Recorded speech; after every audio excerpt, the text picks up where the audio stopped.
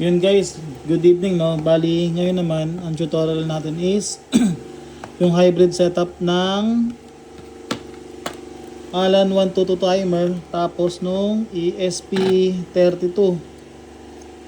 Bali, bakit natin siya lalagyan ng ESP32? Kasi para yung Alan 1222 timer, siya ay mag-handle ng oras ng tablet, ng piso tab. Tapos si ESP32 yung mag-handle ng smart charging, no? Kaya hybrid siya kasi pinagsama natin, 'di ba? Bali ganun, as usual, yung mga parts natin, ito, Alan 122 timer, coin slot, power supply 12 volts 5 ampere, yung ating single channel relay, at yung ating charging module. Kasi ito pa pala, hindi ko nasama sa diagram, pero mas okay din may kapag merong buck converter, para dito na lang din manggagaling yung supply ng ng Alan 122, tapos dito yung supply ng ESP32, no? Tsaka yung mga wire ng tawag ito, ng Alan 122. Bali kapag binili nyo yan, kasama yan sa box, itong mga wire na to. Bali wire ng coin slot, tapos wire ng relay, yung tatlong wire, yung black, red, tsaka blue. Tapos itong wire ng AC in, AC DC in, yan, yung red na dalawa. Tapos spare na DuPont wire. Ayan, tapos mga wire pa maliit, no? Bali guys, unahin natin mag-wiring sa muna. Dito sa Alan 122 to. Bali, doon sa previous ko ng mga video, alam nyo naman na siguro yon. So yung sa mga bago pa lang, sa mga beginner, so dito muna tayo sa Alan 122, no? Bali, itong dalawang relay, isang relay lang gagamitin natin, no? Ito lang, nasa kaliwa. Tapos ito yung 12 volts yung supply nya. Tapos ito yung terminal block ng relay na to. Yan. Tapos itong sa taas, yung sa coin slot. So kunin mo natin yung mga wire nya. Ito yung pang supply sa Alan 1222. Tapos itong tatlong wire para dun sa relay.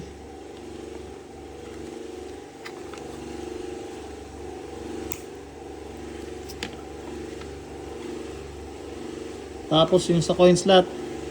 Yan, sa coin slot. Dito sa taas.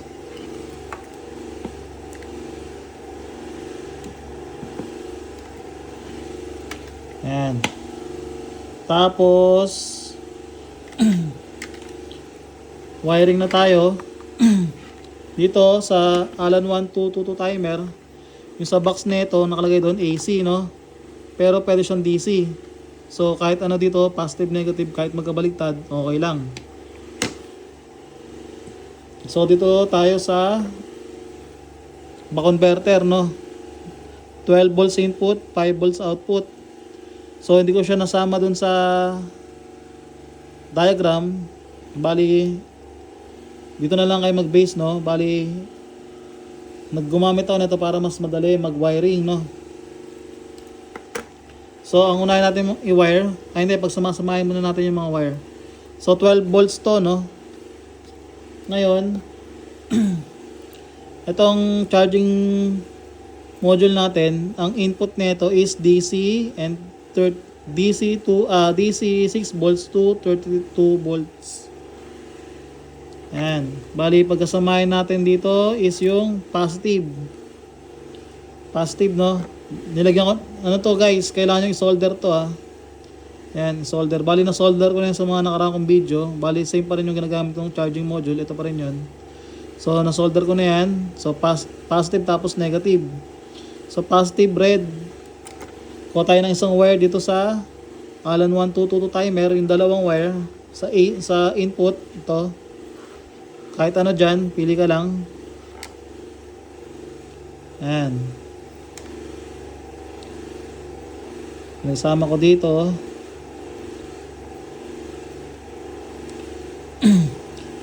Tapos, ilalagay ko yan dito sa terminal block na to. Yung katabi ng saksakan ng power supply 12 volts. So, ang nasa ilalim, taas pala ito. Ito, positive. Ayan. So, diyan ko ilalagay yung positive sa itong terminal block na to.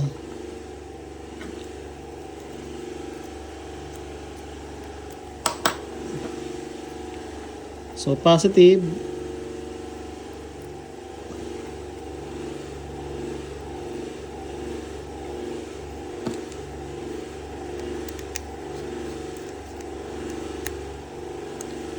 So, may positive na tayo, no?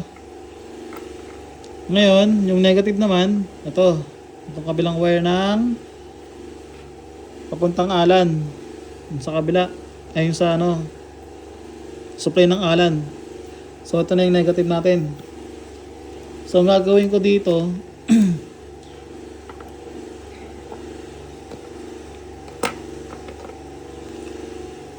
kukuha ko ng wire, ng maliit. Ito. Ayan. Nalagay ko yan dito.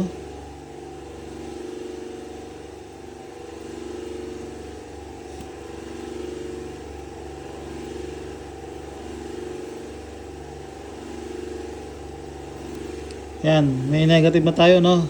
Itong wire na to, dito yan pupunta sa relay. Okay? Huwag kayo malilito, ha? Sa relay yan pupunta. Ini-ready ko lang. So, negative.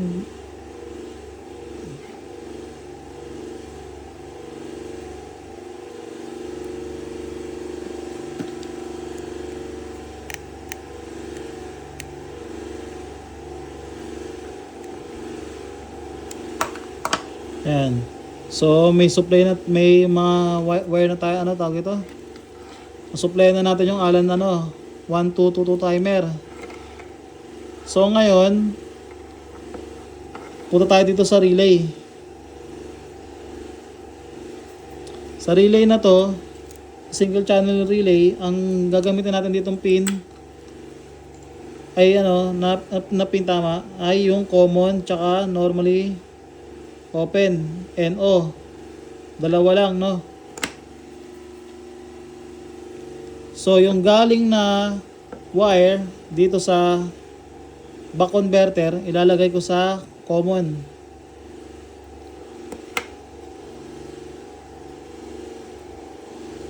Ayan. Ilalagay ko dito sa common, no? Lakayan ko lang. Ayan. Ilalagay ko sa common ng relay.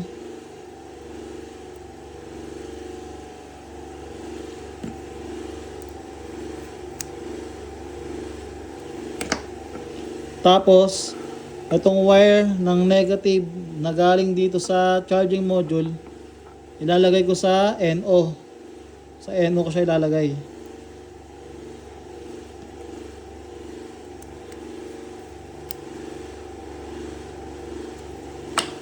So, ayos na natin supply ng 1222 timer, tapos itong charging module. So, pumunta naman tayo dito sa relay. Sa wire ng relay ng 1222 timer, no? Tatlong wire yan, di ba? Ang kailangan lang natin dito is yung blue at red. Yung blue at red na yon, para yung blue, common. Yung red, normally close. Yung black, normally open.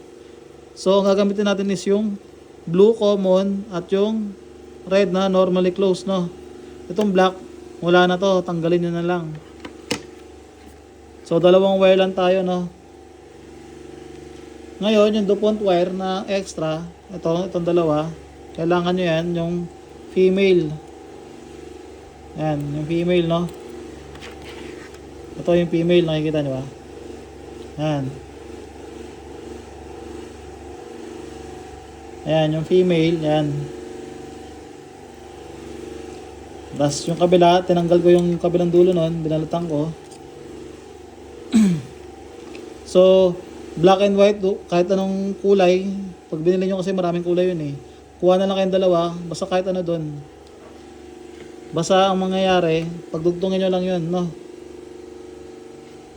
Pagdudugtungin ko lang to.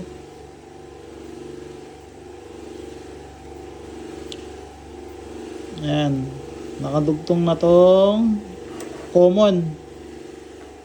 Yung kabilang wire naman, itong red, yung normally close, sa kabilang DuPont naman.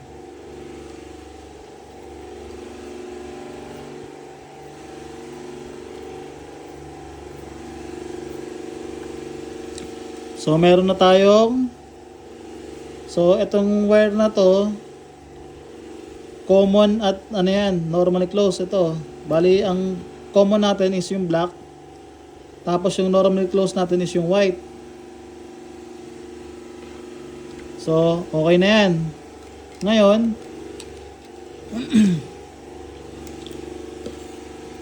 kunin natin yung ESP32. Itong common na wire, yung blue.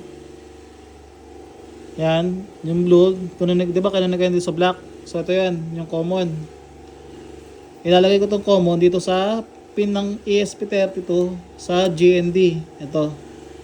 Nakikita nyo ba? Ayan, GND sa ground. Ayan, tapos yung normally close na wire, yung white, ilalagay ko sa pin number 14. Nakikita nyo ba? Ayan, 14.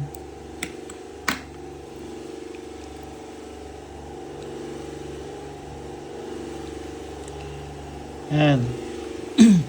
So, itong dalawang pin na to, ang purpose niyan is pag naghulog si customer ng barya, mag-trigger itong relay. Then, kapag nag-trigger yung relay, magko-contact yung common tapos normally close. So, ito yan. Itong dalawang yan, yung pin 14 tapos yung ground. Parang mangyari yan, mag-short. So, pag nag-short na yon, dry contact, magbibigay ng signal yun sa ESP32 natin na i-unlock yung lock screen, no? Yung sa piso tab. So okay na yan. Ngayon sa relay naman tayo. Kuha kayo ng DuPont wire. Ito yung pang control ng smart charging, itong single channel relay. Meron yan tatlo, no? BCC, ground, tapos in. So, nalagyan ko yan ng DuPont wire, tatlo.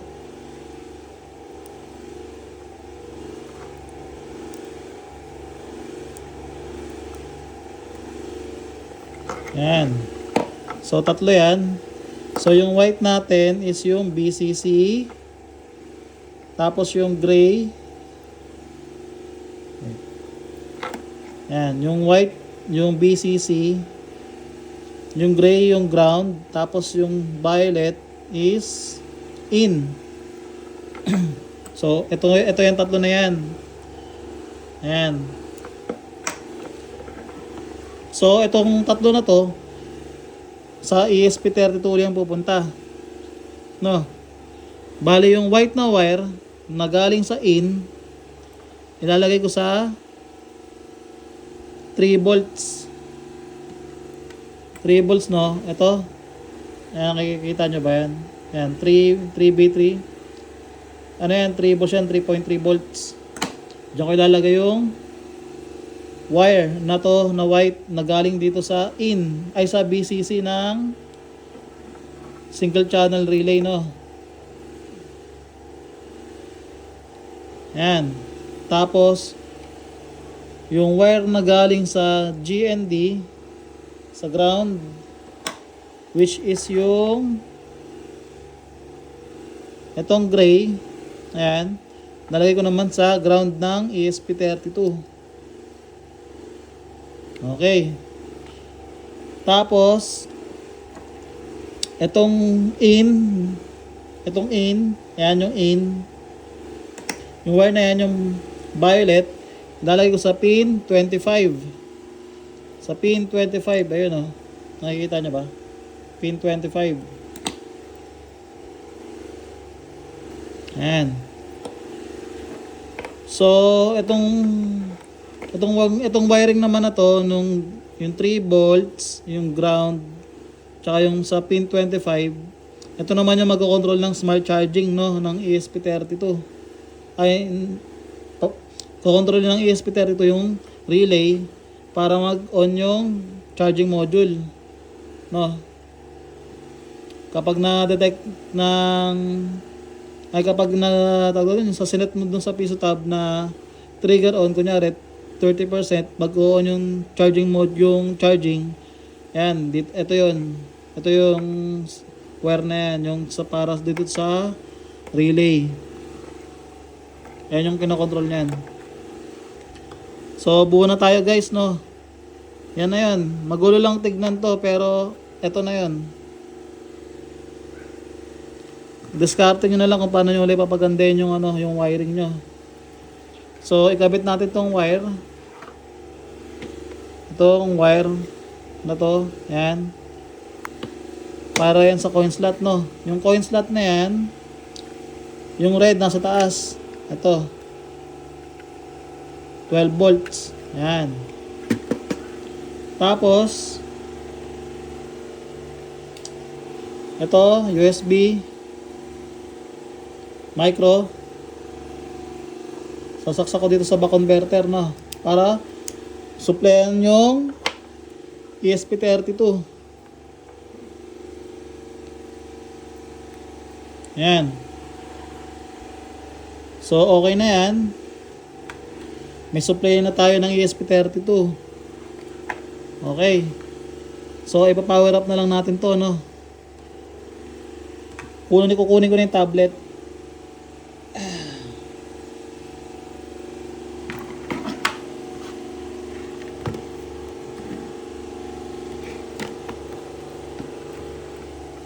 Ayan. Tapos isasaksak ko na yun, niya. Itong charging module. Sasaksak ko na tong yung type C para dun sa tablet.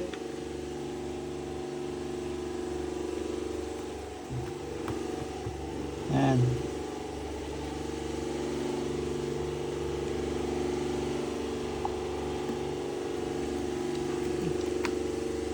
So guys, sa setup na to, no, Bluetooth tayo.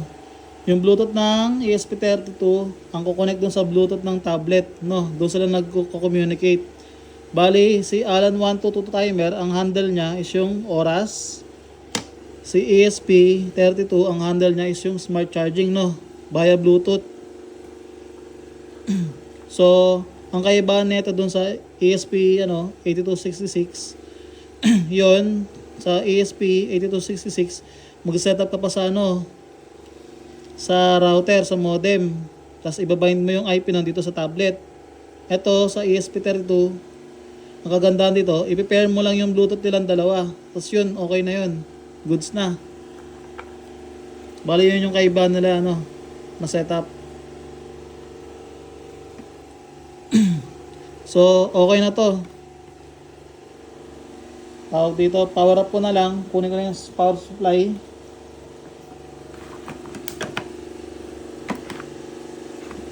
Ito, ayan.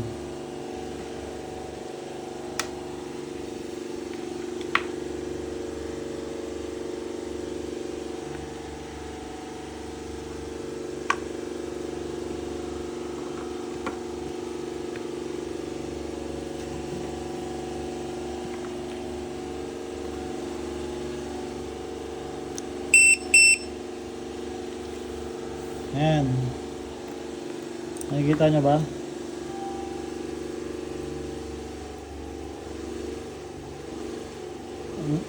Lobat pala to. Bali nag-on yung nyo, yung smart charging. Tanggalin ko para marinig nyo.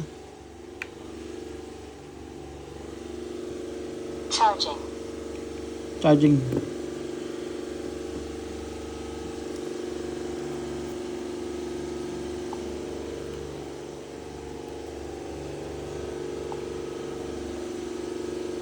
Ay, yan, 63, yun aking 63 yung trigger on ng charging, tapos trigger off 64. Ngayon, ang battery natin 62. On natin, ay saksak ko na. Low charging. Ayan. So, makikita na natin yan dyan, naka-pair yan. Na-pair ko na kasi, wait lang. Aha. Basta pagka power up nyo ng nung ESP32, open nyo yung Bluetooth ng tablet, tapos hanapin nyo yung LCDB Piso Tab ESP32 na Bluetooth. Yun ang pangalan nun. Bali sa app mismo, pwede rin siya i-scan doon. And then pag naka-pair na kasi, magdalak na yan yung MAC address nung Bluetooth. Try natin to, find ESP32.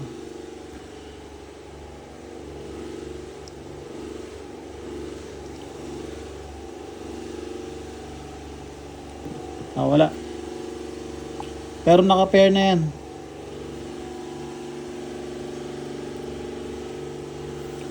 Ngayon, tingnan natin ito. Hulugan natin kung mag-open. Kuha ka 5 piso.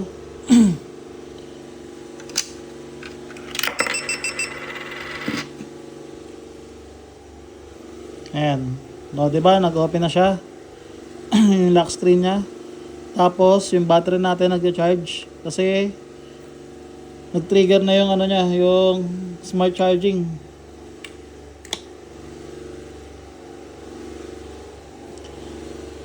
So, ayun guys, bali, ganun lang kasimple yung wiring natin. Tandaan nyo lang, guys, mag-ingat kayo sa ESP32 kasi maselan to. Kapag nagkamali kayo ng pin dyan, ng mga suksok-suksok, malaking di lang malaki, talagang matik sunog to agad. Kaya mas maigi kung gagamit kayo ng custom board,